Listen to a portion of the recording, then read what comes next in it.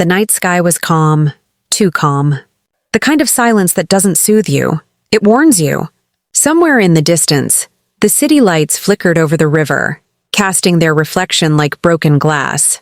Nora stood by the window of her apartment, her hands trembling, her eyes hollow. The echo of her father's voice haunted her. "Nora, never let kindness blind you. The most dangerous people are the ones who smile the sweetest."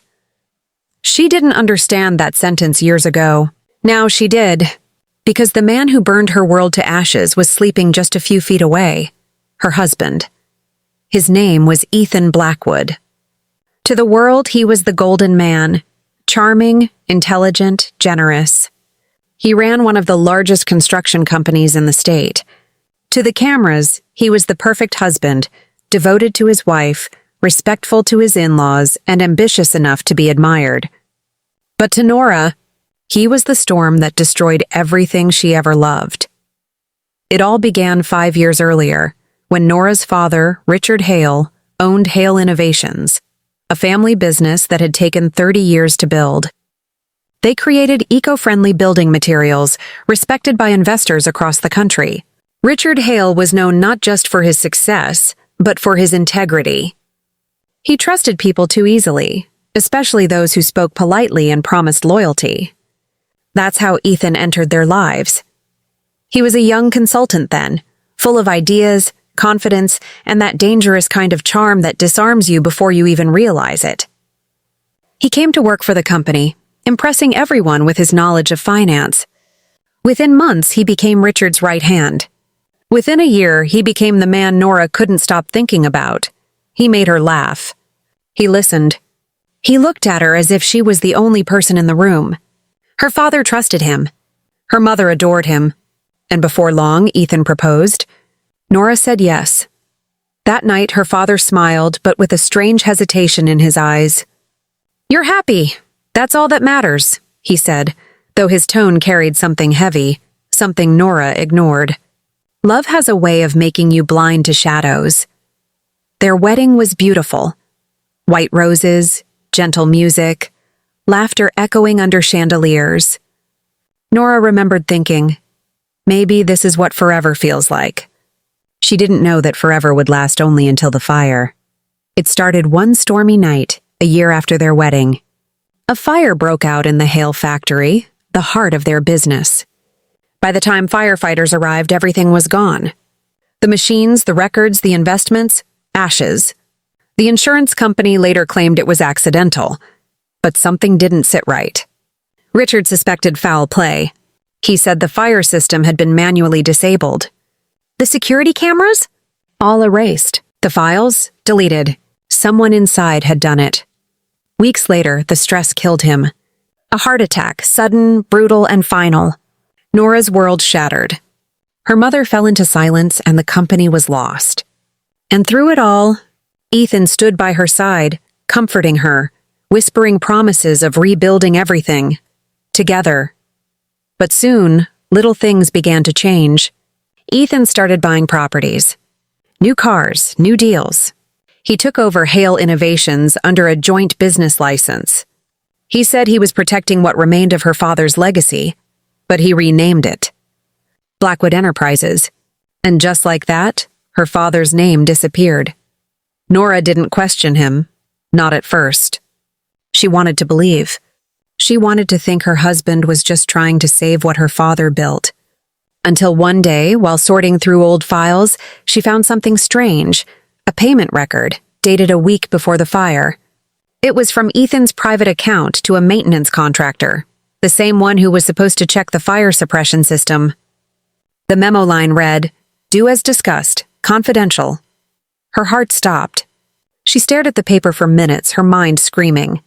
Could it be him? She wanted to confront him immediately, but something inside told her to wait. So she did. For months she watched. She observed his calls, his meetings, his late nights. She saw how he smiled on phone calls that went silent when she entered the room. How he deleted emails quickly. Every piece began to fit together like a cruel puzzle, and the image it formed was horrifying. Ethan hadn't just destroyed her father's company. He had orchestrated it. He burned it, took the money, and then married the only heir, her, to control whatever was left. But Nora didn't scream. She didn't cry in front of him. She smiled. Because in that moment, she remembered her father's last lesson. Never let kindness blind you. That night, while Ethan slept, Nora sat by the window again, clutching the evidence in her hand. The moonlight fell on her face, revealing something new, not fear. Not grief, something sharper, revenge. She started quietly. She began by gaining his trust again, pretending to be the naive, loving wife. She cooked his favorite meals, laughed at his jokes, supported his new projects. He believed her completely. Because arrogance makes monsters blind. Then she studied. She learned the world of business, everything he thought she couldn't understand. She took online courses, watched financial lectures late into the night, read old company documents her father had hidden in encrypted drives. Piece by piece, she rebuilt her knowledge, her strength, her will. One evening, she walked into Ethan's office with coffee, pretending to be casual. He was on a call, angry, yelling at someone about missing documents. She placed the cup quietly, smiled, and left. But what he didn't know, she had placed a small pen on his desk. A gift, she said. He didn't know it had a micro recorder inside. That pen would become her weapon. Weeks passed. Ethan grew more careless, shouting about money transfers, deals, bribes. The pen caught everything. Every confession. Every betrayal. Every hidden truth. Nora kept it safe, backing it up on a hidden drive in her closet. But revenge, real revenge, isn't about striking fast. It's about letting your enemy believe he's untouchable, until he falls from his own height. Nora played the role perfectly. She became his shadow, the perfect wife, the quiet supporter, the one he never suspected. But behind that calmness, she was building something of her own. A secret company under a friend's name, a legal team that worked quietly behind the scenes, an investigator who dug into every hidden file Ethan thought was buried forever. Every night she looked at her father's photo. "Just a little longer, Dad," she whispered. He won't see it coming. Then came the perfect opportunity. Ethan had been preparing a major merger deal, one that would make him a billionaire. It involved multiple investors and banks. The contract signing would be public with press coverage. That's when Nora decided. The time had come. She spent weeks preparing. She gathered every recording, every financial proof, every message, every bribe Ethan had ever made. She created a presentation, not for business, for justice. The night before the event, she walked into their bedroom, her heart strangely calm. Ethan looked up from his laptop, smiling. "Big day tomorrow," he said, stretching his arms. "Everything I've worked for, finally paying off." Nora smiled back softly. "Yes, darling, everything." He laughed, kissed her forehead, and went to sleep. And for the first time, Nora felt no pain touching the man she once loved, only a quiet satisfaction. Because tomorrow, the same world that called him brilliant would call him something else. A monster. The morning arrived. Cameras flashed. The press gathered. Ethan stood tall, confident, shaking hands with investors. Nora sat in the front row, wearing a white suit, calm, radiant, unreadable. As he started his speech, her hands didn't tremble anymore. Her eyes glowed with the same fire that once destroyed her life, but this time it belonged to her. Halfway through the presentation, the screen behind Ethan flickered. The investors looked confused. Ethan paused, and then a familiar voice filled the room. "His own. Delete the footage. I want it gone before tomorrow. Transfer the funds to the Shell account. Use the fire as cover. I'll take the company once Richard's gone. She'll marry me. She trusts me completely." Every word echoed through the speakers, sharp as knives. Ethan froze. His smile vanished. The crowd turned. Cameras rolled, and Nora. She sat still, her gaze locked on him. He looked at her, eyes wide, desperate. She smiled softly. "Remember the pen you love so much?" she whispered. The chaos erupted. Security stepped in. Investors shouted. The press recorded every second. Ethan's empire, built on lies, collapsed in minutes. But Nora wasn't done. She handed the legal team the evidence she'd collected. Fraud, embezzlement, arson, insurance scams. Everything. By evening, the man who once thought he owned the world was in handcuffs. When he looked back at her as they dragged him away, there was no rage in her eyes, only peace. The kind of peace that comes after years of silent storms. That night, Nora went back to her father's grave. The air was cool, gentle, and the wind carried the faint scent of maple leaves. She placed the pen beside his tombstone and whispered, "You were right, Dad. The most dangerous people smile the sweetest." But I learned to smile back. As she stood there, the city lights shimmered far away. Not as broken glass this time, but as quiet stars, steady and free. But this was only the beginning. Because Ethan's downfall had awakened something else. An old enemy, a shadow from the past who wasn't done with the Hale family. And Nora would soon realize that revenge was not the end of her story. It was the beginning of another war. The night after Ethan's arrest was quiet, almost too quiet. Nora sat in her living room, staring at the faint glow of city lights bleeding through the window. The chaos of the day had finally settled, but her mind was far from calm. Justice had been served. Her father's name cleared, Ethan exposed. The headlines screamed his downfall.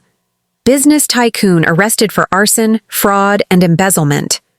The world finally saw the monster behind the golden mask. But victory didn't feel like peace. The silence inside her home carried something cold, something unfinished. Because revenge, no matter how complete, always leaves behind echoes, and hers had just begun to echo back. Her phone buzzed. Unknown number. She hesitated, then answered. A low male voice said, "You think it's over, Nora? You took down Ethan, but do you even know who helped him?" Before she could speak, the line went dead. For a few seconds, her breath caught. Then a strange realization crept in. The story wasn't over. The next morning, she went to meet her father's old friend and former business partner, Thomas Crane, a man who'd disappeared right after the fire. He'd been quiet all these years, never reaching out after her father's death. Now, she needed answers. When she entered his cabin by the lake, he looked older, gray hair, nervous eyes, hands trembling as he poured her tea. "You shouldn't have come, Nora," he whispered. "I need to know the truth," she said. "Was Ethan working alone?" Thomas's silence said everything. He didn't need to speak. The guilt was written on his face. He finally sighed. "Your father's company wasn't just destroyed for money. It was buried to cover up something bigger. Ethan was just the face. The man behind it all was your father's oldest rival, Victor Dane. The name hit her like ice. Victor Dane, a billionaire developer known for buying out smaller companies. Ruthless, untouchable. Her father had once refused to sell Hale Innovations to him. Now she understood. Ethan had been Victor's pawn. "Why didn't you say anything?" Nora demanded. "Because Victor threatened me," Thomas said, shaking. "He said if I talked, I'd end up like Richard." Nora's heart pounded. Her father's death hadn't just been a heart attack. It was orchestrated. The fire, the betrayal, Ethan's marriage to her. All of it, part of Victor's plan. For a moment, she couldn't breathe. The world tilted, her pulse thundering in her ears. She left the cabin in silence, the wind sharp against her face. Ethan was in prison now. But the real monster still roamed free, smiling in his mansion, shaking hands with senators, pretending to be a philanthropist. That night, she sat before her father's photograph again. "Dad," she whispered, "you always told me never to start a war I can't finish. But this one, I have to." She knew what she had to do, not just expose Victor, but destroy everything he built. Not with fire, not with rage, but with the same weapon that defeated Ethan. Patience. Weeks turned into months.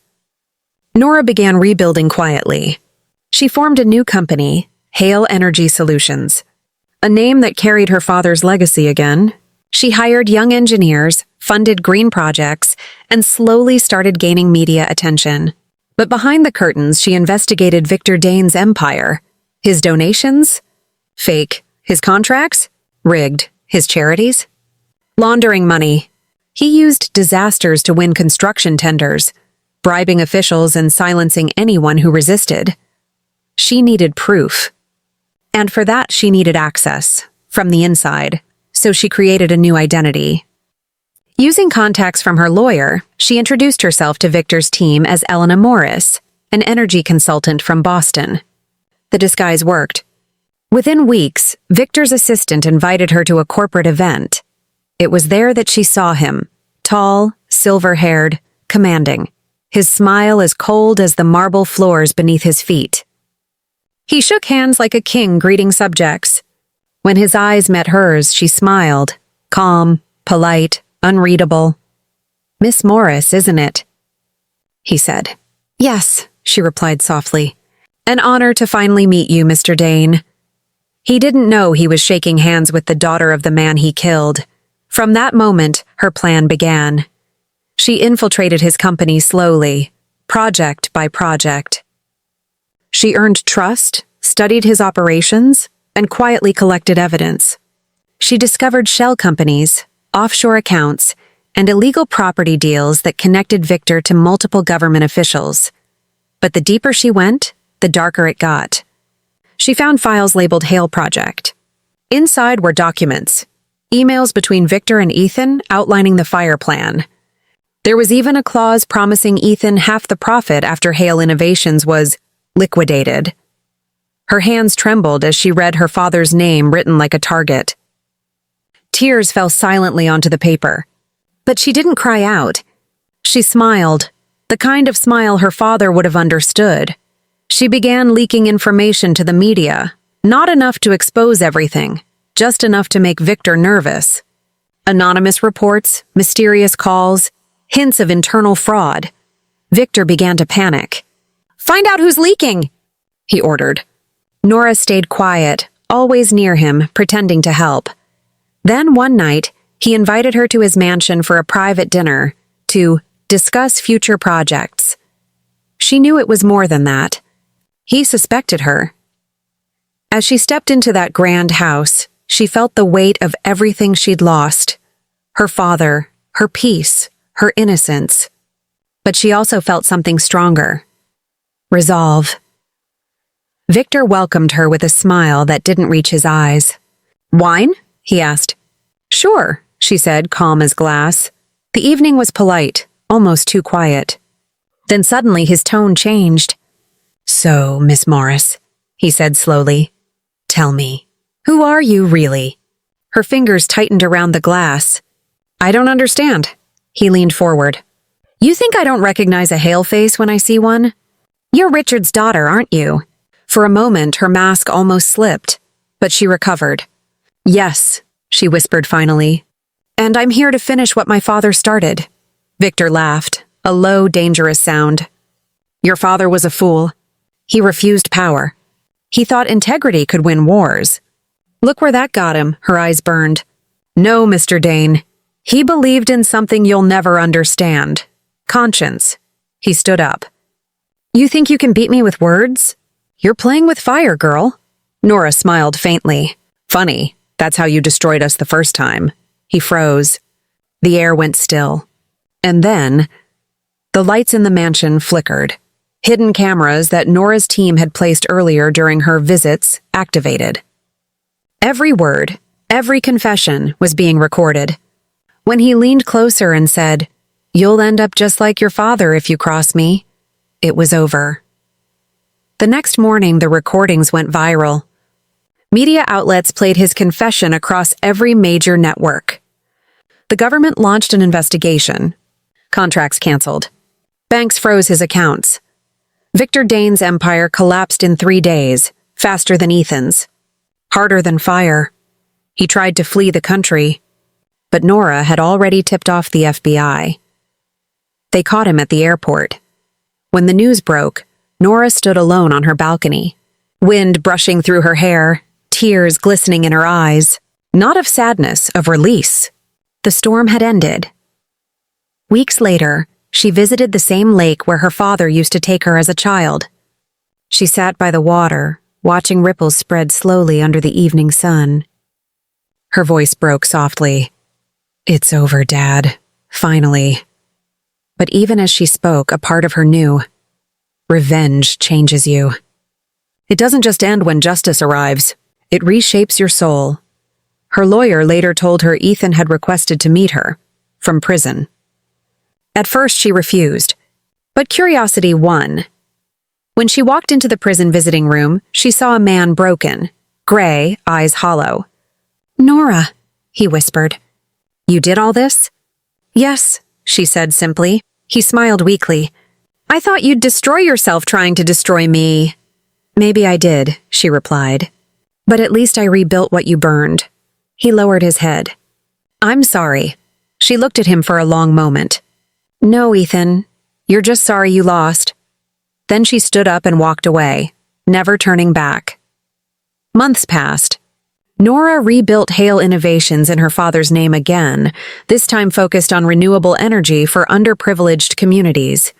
She donated part of the profits to rebuilding factories destroyed by corruption. Her story spread across the country.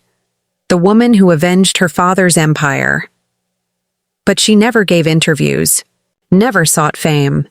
She lived quietly, peacefully, carrying only one lesson in her heart. Revenge isn't about hatred. It's about justice. But once it's done, let go. Years later, standing before a classroom of young engineers she sponsored, she said softly, "Patience and truth. They burn slower than lies, but they burn longer." As the students clapped, she looked out the window, the sun setting gently behind tall maple trees. For the first time in years, the light felt warm again. The wind moved softly through the leaves, whispering the same words her father once told her. "You can't rush greatness, kid." The tallest trees grow the slowest. Nora smiled. Her story had come full circle. The empire was reborn, not from greed, but from grace. And as she walked away that evening, her shadow stretched long under the fading light, not as a woman who lost everything, but as one who learned that sometimes. The quietest revenge is simply living better than those who tried to destroy you. If you enjoyed this story, please like, share, and subscribe to the channel for more inspiring content. Thanks for watching.